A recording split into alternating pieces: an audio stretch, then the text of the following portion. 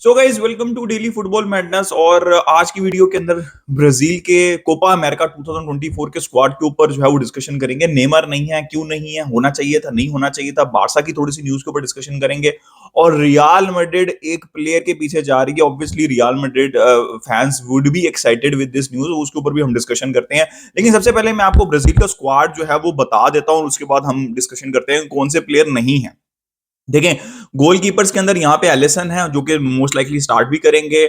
Bento है यहाँ पे और एडरसन है मैनचेस्टर सिटी के। डिफेंडर्स के अंदर बिराल्डो है, एडर मिलिटाओ है, गेब्रियल है आर्सेनल के, फिर मार्किनियोस है, फिर डेनिलो है यूवेंटस के, कूटो है जिरोना के, और अराना है यहाँ पे एथलेटिको मिनेरो के, वेंडल है यहाँ पे पोर्टो के। मिडफील्डर्स के अंदर परेरा है, ब्रूनो गुमेरेश है, डगलस लुइस है, जाओ गोमस, लुकस पकेटा है। इसके अंदर most likely Bruno Guimaraes, Douglas Luiz और लुकस पकेटा स्टार्ट करेंगे मिडफील्ड के अंदर। फॉरवर्ड्स के अंदर यहाँ पे एंड्रिक है, जो है विक्टर रोक नहीं है। और इट मेक सेंस ऑल्सो, जो एंड्रिक जिस तरह की परफॉर्मेंस दे रही है और विक्टर रोक की जो इश्यूज चल रही हैं, मतलब आप being a Barça fan complain नहीं कर सकते कि एंड्रिक को यहाँ पे होना चाहिए। तो थोड़ी सी अनसर्टेनिटी है यहाँ पे विक्टर रोक को लेके।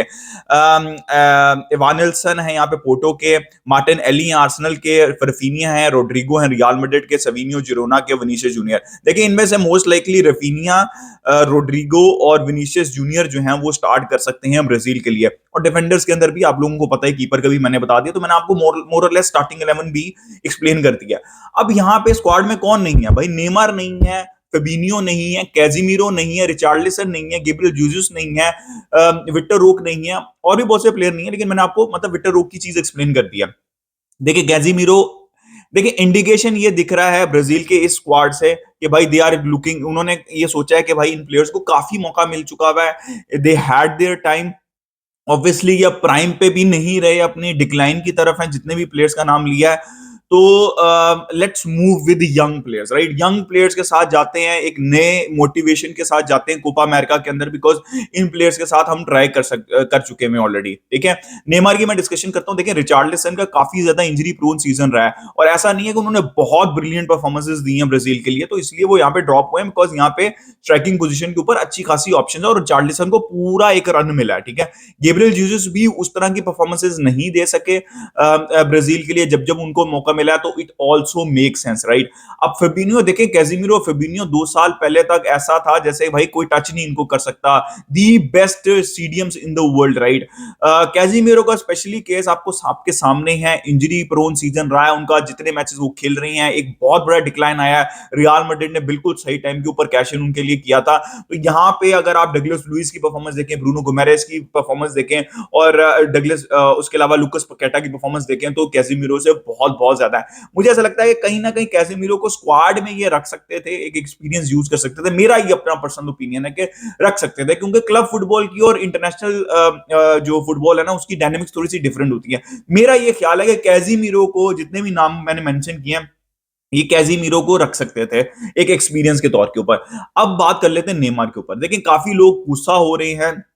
नेमार एक एक वो आपको पता आइकॉन है, वो एक नाम जो है वो जुड़ा हुआ है, और बहुत बड़े फुटबॉलर रह चुके हुए हैं, और most skillful footballer after Ronaldinho in my opinion, personally in my opinion, right? मैं स्किल्स की बात कर रहा हूं। लेकिन नेमार, मतलब नेमार के इश्यूज रहे हैं भाई, इंजरीज के इश्यूज रहे हैं हर मेजर टूर्नामेंट के अंदर, हर मेजर टूर्नामेंट से पहले। और ऊपर से देखें, वो टॉप स्कोरर तो हैं, वो करते तो रहे हैं परफॉर्म, ऐसा नहीं है कि वो परफॉर्म नहीं करते रहे, लेकिन एक पूरा उनको रन मिला है। लेकिन अगर नेमार फुली फिट होते इस एज के अंदर भी, और he was having a very good season Europe के अंदर, या फिर इवन चले सऊदी लीग के अंदर भी, तो उन्होंने 100% कंसीडर होना था, because on the day Neymar can change everything for Brazil. Issue ये है, और मैं बिल्कुल एग्री करता हूं, नेमार भाई साल से ऊपर हो गया उनको फुटबॉल खेले हुए, प्रॉपर फुटबॉल खेले हुए। अल हिलाल के अंदर भी वो नहीं खेल रहे। अगर आप उनकी फिटनेस देखें, अगर उनकी पिक्चर्स देखें, he is not in the same, मतलब वो उस जोन के अंदर नहीं है। You can not take just a player just because of the name, right? तो आई 100% एग्री, एक प्लेयर फॉर्म के अंदर ही नहीं है, फुटबॉल ही नहीं खेल रहा, आप उसको कोपा अमेरिका के अंदर कैसे लेके जा सकते हैं, चाहे वो जितना बड़ा मर्जी नाम हो पास्ट के अंदर? तो नेमार ऑब्वियसली अभी इंजर्ड भी हैं, वो ये भी एक बहुत बड़ा इशू है। अगर वो इंजर्ड नहीं भी होते, मैं आपको ये सिर्फ ये चीज एक्सप्लेन करने की कोशिश कर, अगर वो इंजर्ड नहीं भी होते, लेकिन अगर उन्होंने 6-7 महीने से फुटबॉल नहीं खेली, it does not make sense to take Neymar. So that is my opinion. I think it is a very good squad और ये कोपा अमेरिका जीत सकता है ये स्क्वाड. अब रियल मैड्रिड के ऊपर थोड़ी सी बात कर लेते हैं. काफी एक एक्साइटिंग न्यूज आ रही है रियल मैड्रिड फैंस के लिए.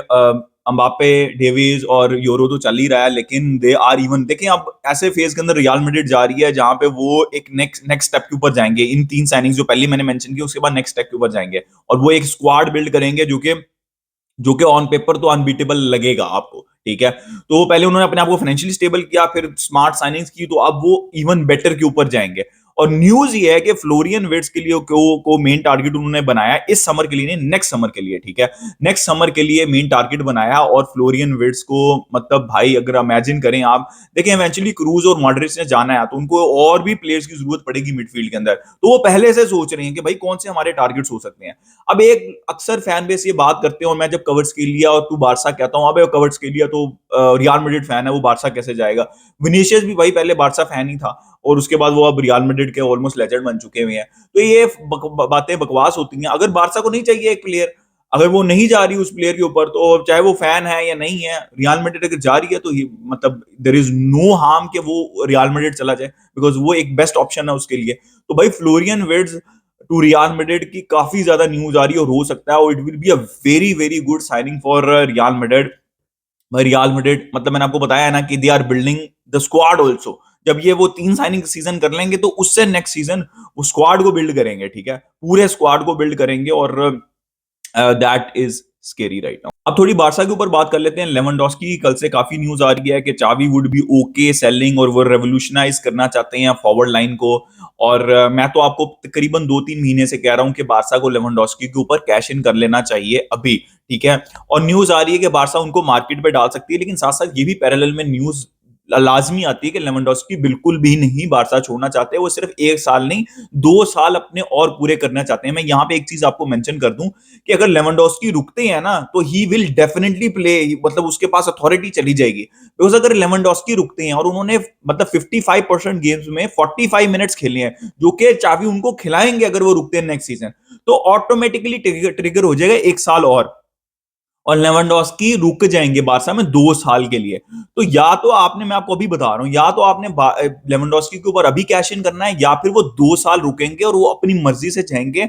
और लेवेंडोस्की जितनी भी न्यूज आती है ना, लेवेंडोस्की को अगर 2 साल की ऑप्शन मिलेगी तो वो पूरे 2 साल करके जाएंगे बार्सिलोना में, ये बात याद रखिएगा. और उनकी स्टेप बाय स्टेप जो है वो सैलरी इंक्रीज हो रही है. 32 मिलियन ग्रॉस सैलरी उनकी रिपोर्ट होती है. तो मैं तो ये बहुत दफा कह चुका हूं. फिर रफीनिया की न्यूज आ रही है, अल हिलाल और प्रीमियर लीग क्लब्स इंटरेस्टेड हैं रफीनिया में. 70-80 मिलियन तो आपको आसानी से रफीनिया के मिलेंगे. मैंने आपको अपनी लाइव स्ट्रीम्स के अंदर भी और वीडियोस के अंदर भी बताया था, try to sell Ansu Fati, Ferran Torres, Raphinha, Lewandowski, Joao Felix को परमानेंट मत करें. जब आप इन सारे प्लेयर्स और विक्टर रोक भी मोस्ट लाइकली यही लग रहा है कि चावी उनको नहीं रखना चाहते, तो उनके ऊपर भी कैश इन करें. अगर आप 1:1 रूल के अंदर वो नाइकी की डील और भी दूसरी डील्स की वजह से 1:1 रूल के अंदर आ जाते हैं और आप जितने भी मैंने प्लेयर्स के नाम लिया, अगर इनको आप सेल करते हैं तो यू कैन, मतलब आप आराम से 200 मिलियन यूरो से ऊपर कमा सकते हैं. और फिर वो 200 मिलियन यूरो से ऊपर आप निको विलियम्स, जिसकी काफी ज्यादा न्यूज आ रही है निको विलियम्स की के बारसा इंटरेस्टेड और 50 मिलियन का रिलीज क्लॉज है, आप निको विलियम्स के ऊपर जा सकते हैं. अगर ये सारे प्लेयर्स जो मैंने आपको कहा आप सेल कर सकते हैं तो फिर इट ऑल्सो मेक सेंस कि आप डेनी ओल्मो, जिनकी भी और न्यूज अभी भी काफी ज्यादा चल रही है, कल चावी सिमंस की भी काफी ज्यादा न्यूज चल रही थी, तो आप इन दोनों में से किसी एक प्लेयर को ला सकते हैं. फिर मुझे कोई प्रॉब्लम नहीं होगी. ठीक है, तो आप इन 2 प्लेयर्स को लेके आ सकते हैं. फिर आप ये 2 प्लेयर्स कितने में आएंगे? 110 मिलियन यूरोस में आएंगे. फिर जुबिमेंडी, जो कि रीसेंट न्यूज यही है कि उनके मैनेजर ने भी ये कहा और मोस्ट लाइकली वो बारसा शायद नहीं ज्वाइन करेंगे. Is not open to a move, not only to Barcelona, but वो रियल सोसाइटी शायद छोड़ना ही नहीं चाहते. तो आप 40 मिलियन के अंदर किमिक भी लेके आ सकते हैं. ठीक है, तो ये हो गया आपके टोटल 150 मिलियन यूरोज या 160 मिलियन यूरोज. फिर जो आपके पास पैसे बचते हैं, अगर आप ऑलरेडी 1:1 रूल के अंदर है जैसे मैंने आपको एक्सप्लेन किया, देन जो आपके पास पैसे बचते हैं, क्योंकि लेवेंडोस्की आपने सेल किया, go for a striker also. ठीक है, तो मैं आपको बता रहा हूं इजीली जो मैंने नाम मेंशन किया, बारसा इनको सेल करके 250 मिलियन यूरोस कमा सकती है और आराम से एक लेफ्ट विंगर, एक इंटीरियर, एक डीएम और एक स्ट्राइकर ला सकती है. लेकिन बारसा को बोल्ड डिसीजंस लेने पड़ेंगे जैसे क्लब्स लेते हैं. ठीक है, अगर एक प्लेयर डिक्लाइन के ऊपर आपकी डायनेमिक्स में फिट नहीं हो रहा, कैश इन करें उसके अंदर. देखिए इसके अलावा आखिरी न्यूज फ्रेंकी डियोंग के ऊपर मेरा सिंपल सा ओपिनियन है, भाई वो 27 के हो चुके हैं। अगर वो ये सोच रहे हैं कि वो 29 पे free as a free agent Barca छोड़ के जाएंगे इस फाइनेंशियल सिचुएशन के अंदर, क्लब ऑफ हिज ड्रीम्स, तो ऐसा नहीं होने वाला। और मैं फिर वो उस्मान डेम्बले प्रो मैक्स हो जाएगा, या तो उनको कॉन्ट्रैक्ट एक्सटेंड करना पड़ेगा। एज पर रिपोर्ट्स उनके पास कॉन्ट्रैक्ट पड़ा हुआ और वो एक्सटेंड नहीं कर रहे, वो उसके ऊपर वो चाह रहे हैं कि भाई वो अपना कॉन्ट्रैक्ट रन डाउन करेंगे। भाई ऐसा नहीं होना चाहिए। या तो आप कॉन्ट्रैक्ट एक्सटेंड करें, रुके, हम चाहते हैं कि आप रुके, नहीं तो आपको मार्केट के ऊपर आप हैं। और मैं बिल्कुल भी डिफेंड नहीं करूंगा अगर बारसा आपको मार्केट के ऊपर डालती है, बिकॉज नेक्स्ट सीजन तो कुछ भी नहीं मिलने वाला आपके लिए, ठीक है। तो और उससे अगले सीजन तो समझ लें जीरो, ऑब्वियसली जीरो मिलेगा। तो ऐसा नहीं होना चाहिए बिल्कुल भी। फ्रैंकी डियोंग या तो सेल एक्सटेंड करें, या फिर he should leave Barcelona. So guys more और लेस ये न्यूज चल रही है। मैंने आपको एक्सप्लेन कर दी है सारी सिचुएशन। अपना opinion they regarding everything in the comment section. Like कर दें, सब्सक्राइब कर दें। मिलते हैं नेक्स्ट वीडियो में। विस्कल बार्स।